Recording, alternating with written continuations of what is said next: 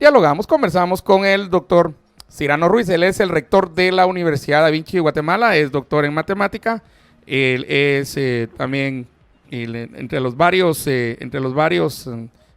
temas que ha estudiado, entre las varias materias que ha estudiado. Y Cyrano, decías que esto precisamente te atrajo mucho al mundo de la docencia y luego seguiste también diste clases de matemática a nivel universitario, ¿verdad? Sí, comencé a nivel secundaria. Ahí tuve lo que llamo mi servicio militar, porque eran como 7, 8 horas diarias. Luego tenía unas auxiliaturas por la tarde en la universidad. Eran días sumamente intensos, y eso me permitió pues reforzar mi vocación en la materia. Y me quedé pensando en el receso, que no quisiera que se malentendiera. Yo considero que la matemática es una de las materias. Correcto. El tema no es matemática, el tema es docencia, el tema es educación, el tema es crecimiento, el tema es desarrollo. Y entonces en la puerta que a mí me tocó entrar a ese edificio de la educación, yo inmediatamente, al estar dentro de ese nuevo mundo de la educación, la vi con otros ojos. Pero recalcaba eso porque la entrada a mí me tocó de esa forma. Y me pregunto cuánta gente no ha entrado a la idea de que la educación es vital para su desarrollo.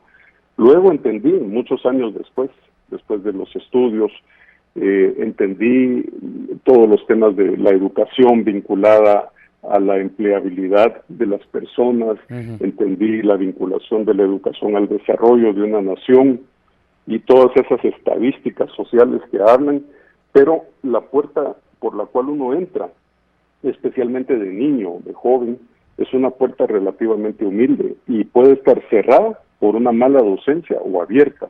Entendí también que la educación no solamente es enseñanza, también hay investigación. Correcto. Hay aplicación del conocimiento. Es todo un mundo fabuloso y yo estoy muy contento de ser parte de ese mundo y de tratar de contribuir de alguna forma a esa esfera de la educación a nivel nacional. Sin embargo, considero y me siento muy privilegiado, así como un jugador de fútbol, digamos, que eventualmente se puede volver un director técnico de un equipo. Yo me siento muy privilegiado de haber entrado al mundo de la educación a través de la docencia, a través de estar horas y horas y días y días y años frente a un ser humano o a un grupo de seres humanos y experimentando con ellos, conjuntamente con ellos, ese crecimiento.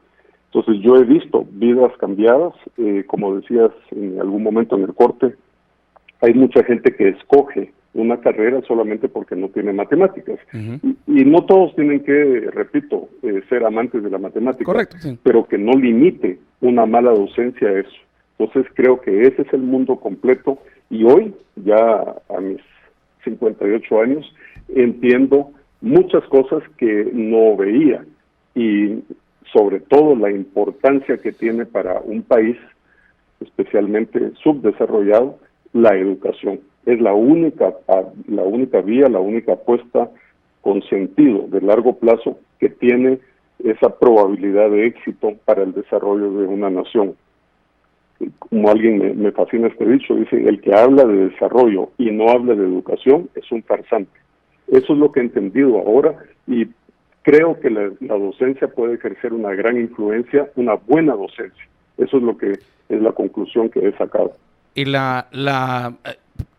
en uno de los, precisamente de los temas que el tema no es matemáticas, pero yo en cierto momento platicamos antes y yo te hice señalé la curiosidad porque hay muchos profesores, pero también papás sobre todo, y colegios que se están quejando que la enseñanza en línea ha tenido un impacto y uno de los impactos principales ha sido precisamente en el área de matemáticas. Me refiero a primaria, en colegios, a secundaria, y eso tiene como al final la educación es integral y es completa.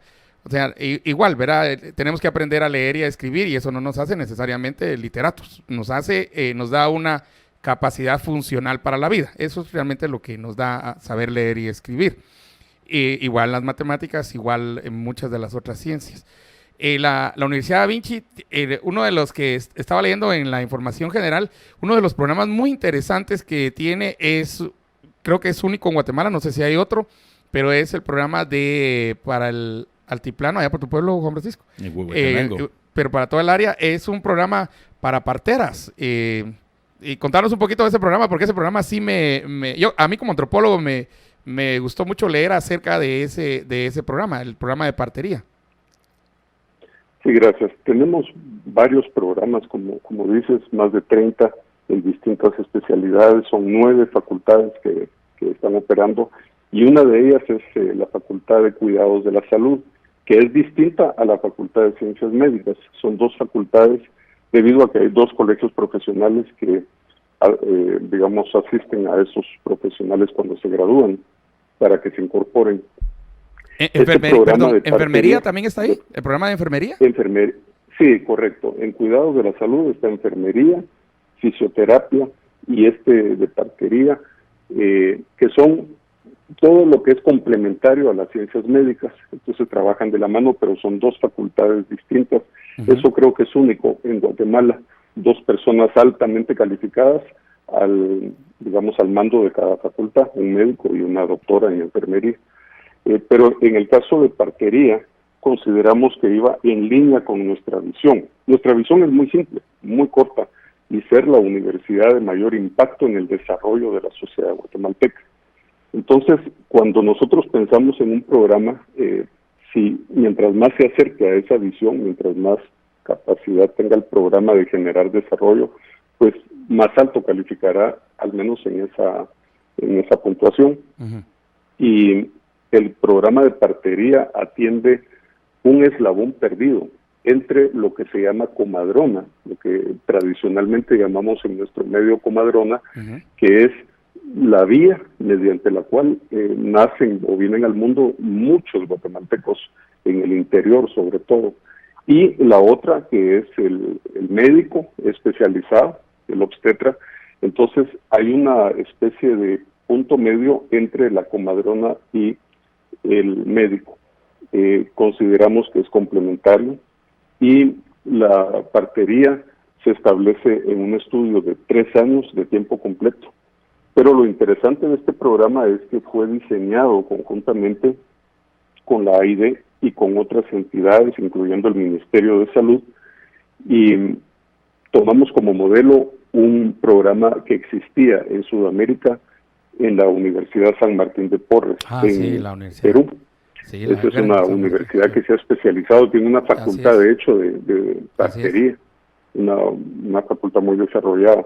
Entonces muchos países le han apostado a ese modelo. En inglés, por ejemplo, también tienen términos midwives, y en francés, en Canadá, por ejemplo, tienen las mujeres sabias, le llaman, pero son programas que le han apostado a que no toda la población tiene acceso a a un servicio de salud de primera línea con un médico. Entonces, y menos en Guatemala y menos en las condiciones que estamos ahorita. Exactamente. Entonces, estas jovencitas son escogidas, son becadas por el ministerio, ellos reciben fondos porque se comprometen a regresar a sus comunidades. Es un programa que por pertinencia cultural debe ser únicamente para mujeres, es decir, es el único programa en donde se exige pues que sea una mujer por pertinencia cultural. ¿Qué significa eso? Que en las comunidades de origen son muy sensibles a que un hombre o un varón entre a asistir al parto de una mujer por aspectos culturales. Entonces, tienen que tener también el dominio de un idioma maya. Eso es un requisito fundamental, y una vocación de servicio comunitario. Entonces, ellas estudian 3 años, de lunes a viernes, de 8 de la mañana a 2 de la tarde, todos los días, en el campus, en este caso el campus de Huehuetenango, que son programas, y tenemos actualmente como 120, 130 estudiantes. Materias se las enseñan enfermeras, médicos, y al final se gradúan de parteras. Entonces pueden hacer, por ejemplo, todo menos cirugías. Eso obviamente no lo pueden hacer, pero pueden asistir, pueden detectar antes del embarazo algunos síntomas de que pueden indicar que hay problemas durante el embarazo y posterior, aspectos de nutrición, aspectos de salud materno-infantil. Entonces creo que es una gran apuesta a la reducción de esos indicadores que nos han golpeado mucho como país, que es la tasa de mortalidad y de desnutrición hasta cierto punto. Es una contribución. Entonces hay muchos programas, tenemos programas de todo tipo, ingeniería, profesorados, auditoría, psicología, medicina, pero ese en particular nos ha parecido un emblema de lo que creemos que es el desarrollo, converge el Estado, converge la sociedad y converge la academia. Pues es una apuesta y considero que va a rendir sus frutos en su momento. Las oficinas centrales de la universidad están en Huehuetenango, ¿verdad? El campus central es en Huehuetenango. El país es muy grande y también hay una fuerte población estudiantil muy bien atendida en la capital y sus áreas metropolitanas, de tal manera que, digamos, la universidad se pone o se dispone donde hay población estudiantil. Su campus central, digamos, de fundación es en la ciudad de Huehuetenango. Así es. ¿Tu pueblo, Juan Francisco? En efecto, allá sí, muy concurrida y hay que decirlo que muchas personas lo encontraron como una gran opción, especialmente porque anterior a eso había que hacer un traslado para Quetzaltenango. O a la capital. O a la capital y algunas otras universidades, pero con algunas extensiones, pero no con toda la gama, digamos, de la academia. La pandemia nos vino a cambiar a todos, ¿verdad? A todos, de hecho, más necesidad de servicios internos. Te hablé de partería porque eso representa que muchas de las acciones por ejemplo, el niño nace y todo eso se van a regresar a ser muy locales, muy de casa. Y yo creo que es importante. Yo nací precisamente en casa. Yo nací con una comadrona. Que eso era cuando yo nací, eso era y siguen miles y miles de niños aún aquí en la capital, que es curioso, naciendo. No sé si todos los miles de niños que tienen que nacer fueran al hospital, imagínate la saturación que habría. Pero te decía esto y pregunté por ese programa, pero ese programa me pareció a mí muy interesante porque hay otros estudios también en Baja Verapaz de la doctora Mosquera, hay otros estudios de partería también en el área Quechí. Cyrano, en Huehuetenango son 7 áreas lingüísticas, no es una área lingüística, comunidades lingüísticas, perdón. Ahí hay 7 aparte del castellano, también hay un reto de 7 áreas lingüísticas, ¿verdad? Exactamente, es uno de los departamentos que tiene eso. Creo que son 7, quizás, si no un poco más. Había escuchado que eran 9, pero no soy un experto, tú eres el experto en eso, pero sí son distintos. Ahí está el MAM, está el Canjobal, principalmente el Chuj, y hay otras. Entonces, efectivamente, estas personas llegan ahí. Nos ha preguntado mucho si no compite con las comadronas o si no compite con los médicos, y en verdad ninguna de las dos cosas. Tenemos en el programa, que es, a mí me toca mucho el corazón, nietas e hijas de comadronas, y que llegan a tomarse una foto diciendo yo quiero que mi hija o mi nieta tenga una educación superior, porque efectivamente les enseñan a manejar técnicas diagnósticas con ultrasonido, repito, todo lo que no tenga que ver con cirugía pueden hacer eso, asistir un parto natural, porque es en la casa, es en el entorno, digamos, los campos de práctica contemplan, digamos, una habitación, se recrea una habitación para que las personas lo puedan aprender cuál es el lugar donde vienen al mundo. Por otra parte, los médicos, como de todas maneras no llegan a esos lugares, no hay suficientes médicos, entonces se benefician también en una red, porque una vez que se detecta un parto que va a tener necesidad de asistencia especial, inmediatamente se refiere a un especialista. Entonces la mujer llega oportunamente y no antes, o sea, cuando ya es demasiado tarde. Eso creo que es encontrar un espacio necesario, un espacio vacío en la sociedad, y el único problema es que este programa, para ser efectivo, realmente hacer una incidencia, tendría que multiplicarse, pero lo estamos viendo como una especie de laboratorio para mostrar resultados posteriormente. Da Vinci está en todo Guatemala, ¿verdad? la universidad tiene presencia en Sí. todo el país. Prácticamente, digamos, hay puntos de concentración. Yo podría resaltar la capital, obviamente, donde hay un sistema de multicampus, son 4. En el área metropolitana está Quetzaltenango, Coatepeque, que también es bastante fuerte, por supuesto Huehuetenango y Izabal, tenemos en Petén. Está, digamos, en toda la República con mayor o menor presencia dependiendo de las oportunidades que vayamos haciendo. Eso es, digamos, la visión de país. Ahorita. Y cuando tú decías, por ejemplo, de la parte de Huehuetenango, quisimos mandar un mensaje, porque es un gran tema también pendiente, la descentralización en el país. Creo que eso es un tema que nos va a favorecer mucho.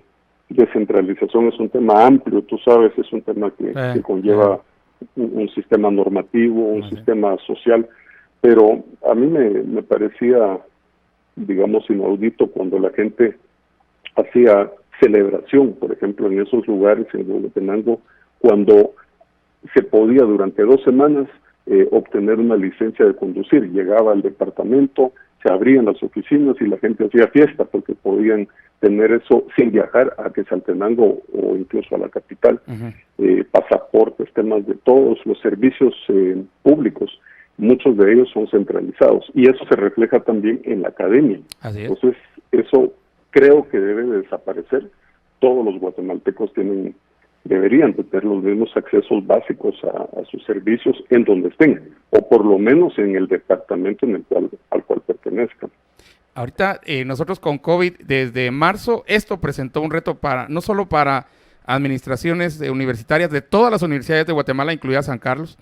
De hecho, hay un estudio de San Carlos, creo que te lo envié, en el cual se hace un estudio en 14,000 estudiantes y que 90 y pico % dicen no estar de acuerdo con este sistema de educación en línea. Pero eso que llamamos online, educación en línea, ha presentado un reto para todos ustedes, los administradores, para nosotros los estudiantes o profesores, para los papás y sus hijos, para los niños, para los adolescentes, para todos. Desde tu punto de vista, ¿cómo nos ha cambiado ese proceso que todos tuvimos que irnos a una plataforma? También tenés un posgrado en informática y en todas las ciencias de la informática, aparte de matemáticas. ¿Qué has visto y qué podemos hacer mejor? Pues sí, esta crisis mundial sacudió a todo el mundo y nos colocó en un bus sin vestir. Nosotros estábamos, cuando sentimos, ya caminando y no estábamos preparados. Todo el mundo, y yo voy a hablar de la Universidad Da Vinci de Guatemala, había estado contemplando los temas de educación a distancia, de educación virtual, e-learning, d-learning, cualquiera de las modalidades, pero no nos había tocado enfrentarla, hacerla nuestra como única herramienta de salir adelante. Entonces eran incluso hasta departamentos, proyectos especializados, y cuando se hablaba de educación a distancia, pensábamos en algún proyecto o mostrábamos, compartíamos experiencias en determinadas áreas, pero de la noche a la mañana, todos, cuando dieron esa orden, eso ya se volvió una realidad para todos, realidad, o no sé si la palabra es normalidad, no sé cómo, ya perdí la secuencia de los términos, pero lo cierto es que nos tocó vivir esto de la noche a la mañana, y ahí nos dimos cuenta de lo que nos hacía falta. La curva de aprendizaje fue increíblemente acelerada, y yo digo que en cuestión, hablo de nuestro caso, en cuestión de menos de un mes, habíamos completado casi a un 90%, 92%, toda la capacitación, formación en el área de educación a distancia. Y luego, compartiendo con otros colegas de universidades del país y sobre todo de otros países, nos dimos cuenta de algo muy interesante. Cuando a un profesor, cuando a un rector le preguntaban cómo va con la educación, decía, mire, excelente, ahí estamos dando las clases y nos subimos, todo tranquilo. Lo miraba como una página volteada. Y la verdad es que apenas era el inicio de una carrera que yo no veo cómo va a terminar todavía a estas alturas. Nadie sabe. Porque una cosa, sí, una cosa es enseñar, así es decir, que el profesor esté en la plataforma, y otra cosa, se nos ha olvidado, que el alumno del otro lado de la línea, por decirlo así, esté captando y aprendiendo y disfrutando. Esas son dos cosas completamente distintas. Lo fácil es poner la enseñanza en la plataforma, digamos de una manera aceptable. Sí, bueno, pero y la otra parte, esa es la parte que se nos ha olvidado lo obvio, que es el alumno que la está recibiendo. Nosotros en cuanto a alumnos. Sí, fíjate, Estuardo, que tenemos una comunicación de una seguidora, se llama Julia González. Ella nos comparte, dice, mi hijo está en segundo primaria en una escuela pública en la zona 10. La maestra se ha tenido comunicación por WhatsApp y envía tareas de 3 materias y se ha enfocado en matemática de una manera muy distinta y con el apoyo de una herramienta que a mí me encanta, el ábaco. Con el ábaco ha hecho disfrutar a los alumnos a través de, porque son de segundo primaria apenas. Sí, pues. Pero mira el recurso y yo creo que tiene que ver mucho en esta mentoría la creatividad y la innovación de cada mentor. Pero esa es la preocupación precisamente, Cyrano, lo que estás diciendo, de los dos lados, de la maestra y del otro lado es del alumno. A nivel universitario es más complicado porque estamos, los grupos son grandes y sí, el reto es de uno de maestro estar de este lado, digamos, de la pantalla, porque ahora la pantalla es pizarrón, la pantalla es aula, la pantalla... Cyrano, ¿te has percatado que la pantalla se convirtió en... Yo escribí un paper para la Escuela de Gobierno hace como unos 3 años acerca de cómo el celular se iba a convertir en la escuela para analfabetas, o sea, para la gente que no sabe leer y escribir, 17 promedio, 17% que tenemos nosotros todavía de analfabetismo en Guatemala, y cómo podríamos acelerar el proceso de aprendizaje a través de una pantalla, porque la pantalla lo trae todo, trae las letras, los números y todo eso. Pero de repente, el punto es que, ¡pum!, caímos todos, sea maestría, sea primaria, sea licenciatura, todos caímos teniendo a nuestra, en esa comunicación mediada por pantalla, si le puedo decir de alguna manera muy sencilla, a nivel universitario sí representa otro reto mayor. Exactamente, y como decía, nosotros como académicos nos podemos encerrar, incluso profesores, y compartir, digamos, experiencias, pero el asunto es el estudiante. El estudiante. Una cosa muy interesante que descubrimos, Estuardo, fue que uno va entendiendo mejor la actividad en la cual está. Y lo digo porque muchas veces creemos estar en una actividad económica, por ejemplo, un docente o un restaurante, y no se da cuenta de los valores, es decir, el valor que compran las personas y los pasamos por invisibles. Y nosotros nos dimos cuenta que la educación universitaria, aparte de formación, aparte de, digamos, de crecimiento profesional y académico, tenía algo muy aparentemente sencillo, pero a la larga vital, y es que la gente compraba un momento de igualdad. Un momento de igualdad social. ¿A qué me refiero? Una experiencia. Exacto. Ir a un lugar en donde por 8 o 10 horas tú ibas a hacer igual que estaba a la par. Así es. Tenías la misma diapositiva, los mismos escritorios, los mismos laboratorios, un momento de no interrupción, o al menos mínima interrupción de tu familia, de tu trabajo, y era como ir a, por decirlo así, si me permites la comparación, ir a un gimnasio. Entonces te ponías tu pants, tus implementos deportivos, y durante 2 horas o 3 tú eras una persona ajena al mundo. Eso ya no es así, porque la educación llega a donde estás, lo cual es bueno y malo. Bueno porque no tienes que desplazarte, malo porque te llega en un entorno donde quizás no es el ideal. hay niños, hay pareja, hay interrupción, no es el ambiente ideal. ¿Y lo escuchas? ¿Y lo escuchas cuando estás dando clases? ¿Escuchas que están los perros ladrando, los niños están jugando?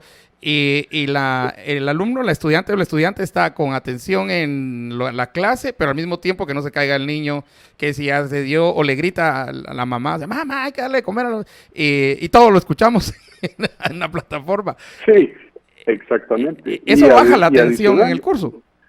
A eso le sumas muchas veces la mala conexión de internet, ¿verdad? Que el costo, digamos, es otra cosa, pero la calidad en sí del internet, aunque lo pagues, aunque lo compres, digamos, en una tarjeta, no siempre te da una buena calidad de internet. Hemos tenido alumnos en el interior, con mucho admiración y dolor, también lo digo, que se tienen que subir incluso a algunos árboles para captar la señal, para bajar, digamos, algo en internet, porque aunque tengan el dinero, la señal no los cubre. Sí, bueno. De tal forma que esta crisis lo que hace es evidenciar las brechas, como llaman ustedes los hombres de ciencias sociales, las brechas sociales, digamos, económicas, tecnológicas, hace evidente. La educación a distancia, estoy seguro, va a ser una experiencia en la capital, sobre todo en ciertas zonas de la capital, porque la gente tiene acceso a todas las buenas tecnologías y en buena calidad, y otra completamente distinta en el interior. Entonces, esa es una de las grandes lecciones que hemos aprendido, que vamos a tener que enfrentar las diferencias entre nuestras poblaciones estudiantiles, que son mucho más evidentes en el interior. Entonces, ¿cómo hacer que eso desaparezca? Ese es un gran reto de la educación actualmente. Hacías mención para mí hay una cuestión muy interesante, que trabajando para una empresa en la costa, y pues es un tema que se discute mucho con relación a que, digamos, hay que hacer una conexión y todo eso para los estudiantes, pero no se puede porque a veces hay buena conexión, simple y sencillamente tampoco hay el dinero. Es una cuestión también de dinero, Cyrano. Y aquí hay una cuestión una cosa es tener en tu casa un wifi, pues, de, no sé, 100 megas o ya de 30 para arriba, que es aceptable, versus una tarjeta de 10 quetzales que compra la mayoría de gente, digamos, a nivel de municipios y todo, y que le permite solo cierta cantidad de tiempo para conectarse, porque eso representa un reto también para las empresas de telefonía, las empresas que nos dan el servicio de conexión. Estas empresas también tienen un reto y una oportunidad en todo caso.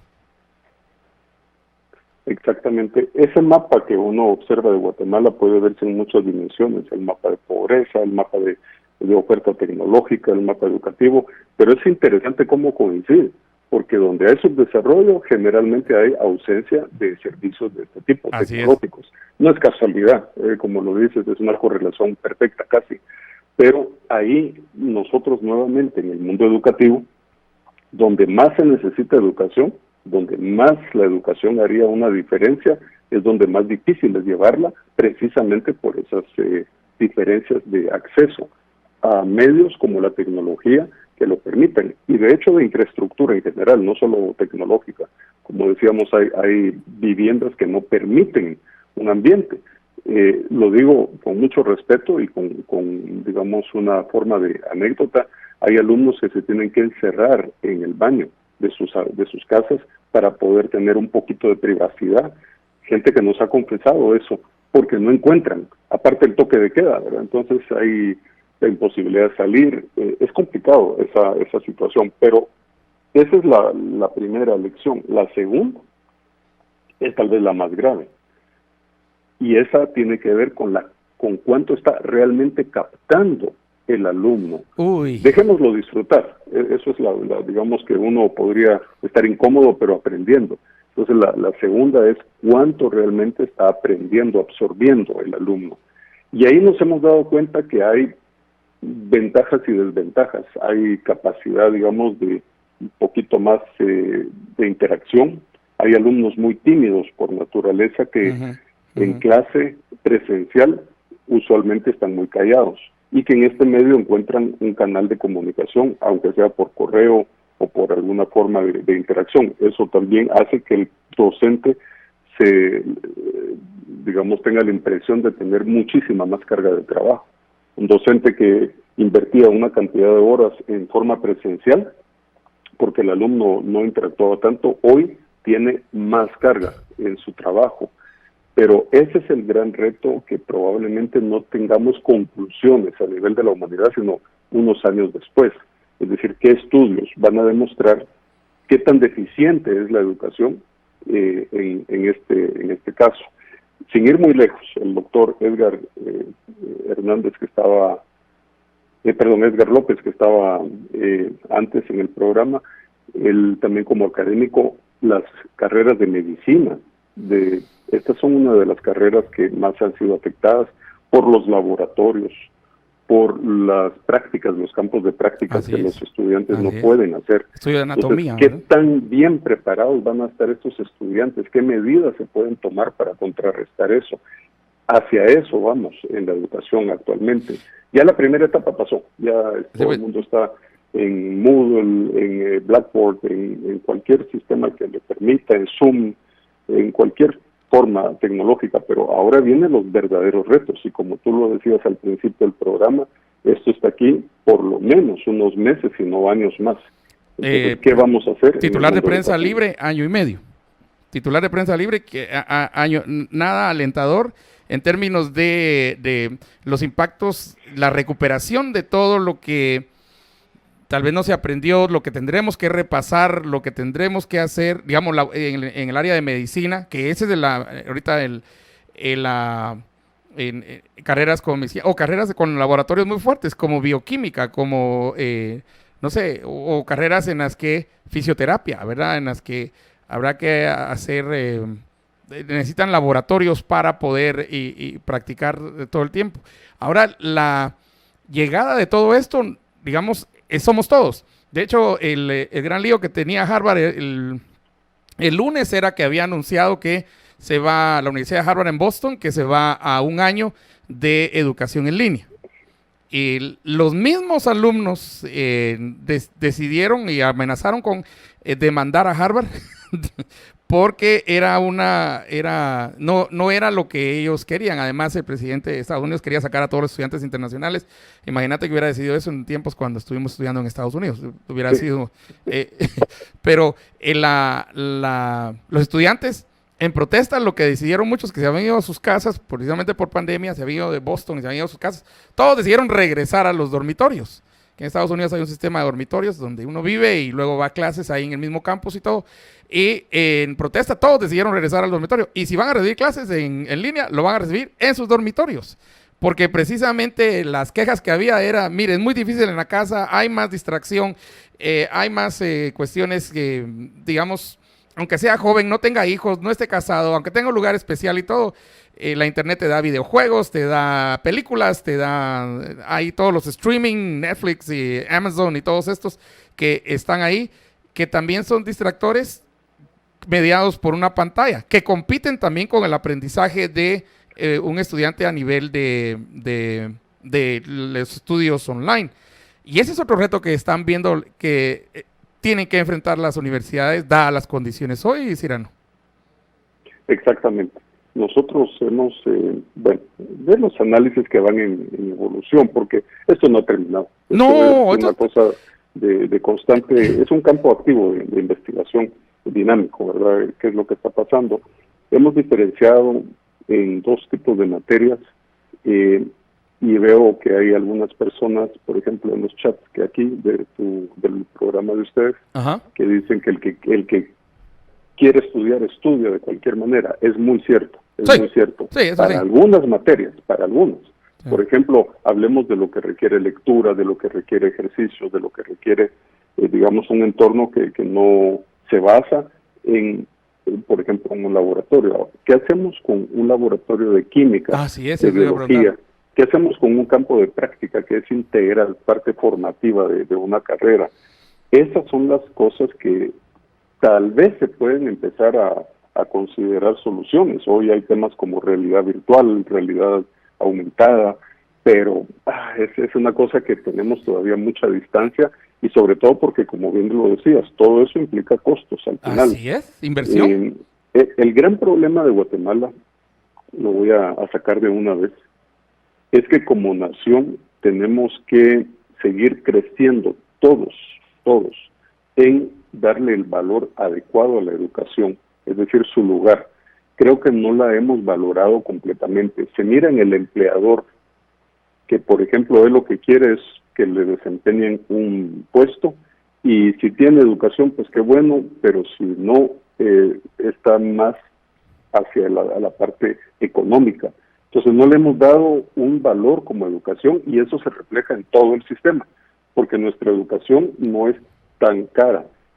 Países como por ejemplo Estados Unidos o Europa, sí, bueno, o lo paga el Estado, realmente es una educación de alta calidad, o se paga y la gente ve cómo hace préstamos, cómo hace, digamos, compromisos para adquirir esa educación. O el mismo gobierno da los préstamos para que la gente estudie, ¿verdad?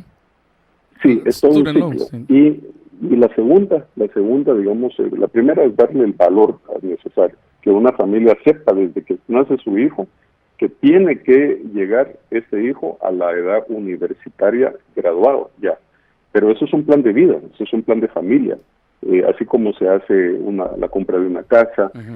La educación se ha comprobado que es la inversión más rentable por mucho.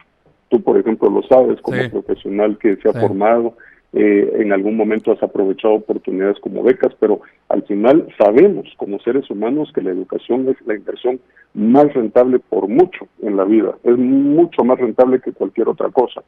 Pero, como alguien bien decía, la educación, y me gusta esto, la educación es un seguro de vida que se disfruta en vida. Es el único seguro de vida que se disfruta en vida.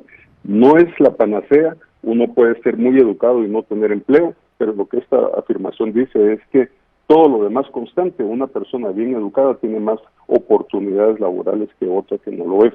Bueno, ese es el primer mensaje. El segundo es que esto se refleje también en esta crisis de COVID, que el gobierno ponga la educación muy alta en cuanto a las necesidades, las actividades necesarias. Yo sé que la salud, por ejemplo, y todo lo que se relaciona con el cuidado de la salud está ahorita en una categoría alta, pero la educación debería estar en la misma categoría. Es una actividad esencial para el ser humano. Si no hay educación, no vamos a tener mucho más adelante. Entonces, a mí me ha molestado un poco que en todos estos esquemas la educación se haya caído en el esquema de prioridades. Lo entiendo que la educación tradicionalmente ha sido, por ejemplo, un campo donde hay mucha concentración física de personas, porque así es tradicionalmente. Pero se pueden encontrar sistemas en los que a través de pequeños grupos se les atienda, se les permita seguir con una formación tan vital, porque el tiempo pasa y esta crisis tardará mucho más. Yo pregunto, ¿qué va a pasar con las personas, con los estudiantes que no tengan acceso a ese tipo de laboratorios, a ese tipo de complemento de la educación en línea que hace vital? Entonces, estos dos elementos, darle a la educación su lugar y también priorizarla como una actividad esencial para el desarrollo de Guatemala. Pero aquí vería yo, Cyrano, también un rol fuerte de la CEPS. La CEPS es ¿cómo se llama? La organización donde están unidas todas las universidades. Ustedes, rectores que son los representantes de las universidades privadas de Guatemala. Incluye también San Carlos, ¿verdad? La CEPS incluye, entiendo que incluye San Carlos. Es el Consejo de la Enseñanza Privada Superior. Ese es el órgano constitucional, está en el artículo 86 de la República de Guatemala. Es un modelo único porque la educación superior privada en Guatemala no depende ni del Ministerio de Educación ni de la San Carlos. Entonces nuestra constitución política contempla un consejo y es el encargado de ese tipo de, y ahí están de supervisión. Las ¿cuántas son ahora? 13, 14 universidades.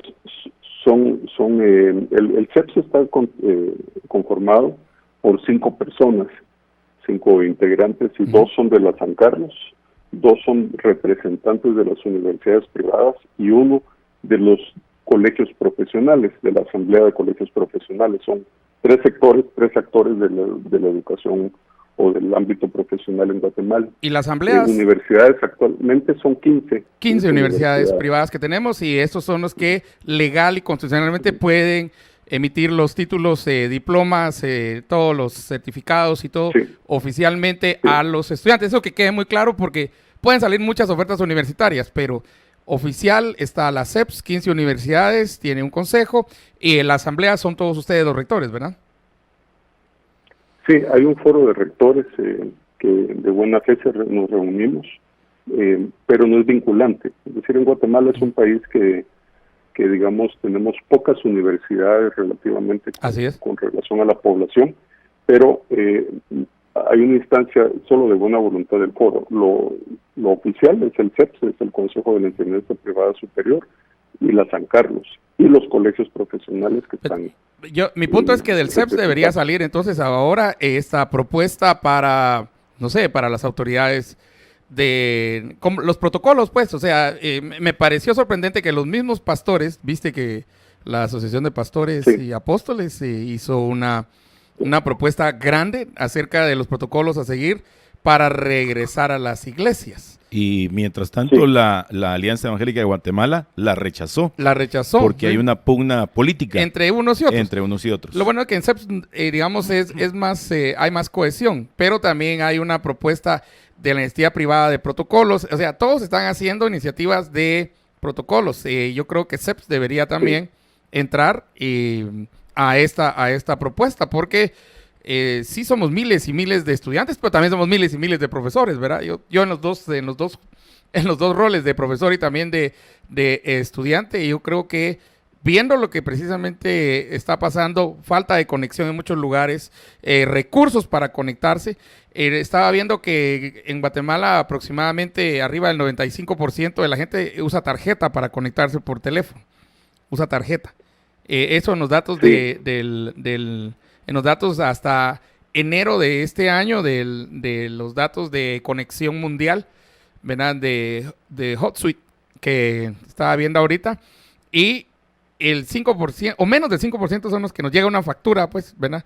Y entonces, sí hay retos fundamentales, y estos creo que si los lidera la educación superior, la educación universitaria a través de CEPS, puede seguir a nivel diversificado. Por ahí entran los padres. A nivel básico entran los padres. A nivel primario entran los padres. A nivel universitario la diferencia es que nosotros ya somos mayores de edad. Ya podemos determinar en cierto momento aún si decidimos ir o no ir.